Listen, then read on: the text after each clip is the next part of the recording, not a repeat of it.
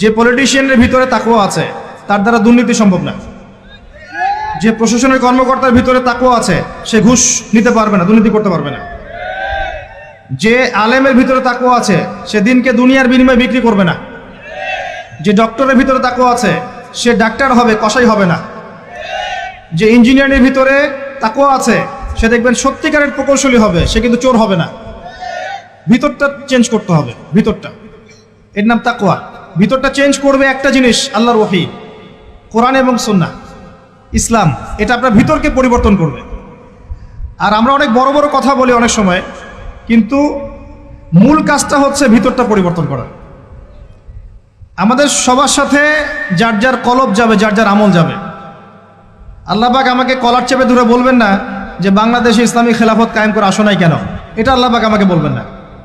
আল্লাহ পাক বলবেন তোমাকে যে দায়িত্ব দিয়েছিলাম ওই দায়িত্ব ঠিকঠাক মতো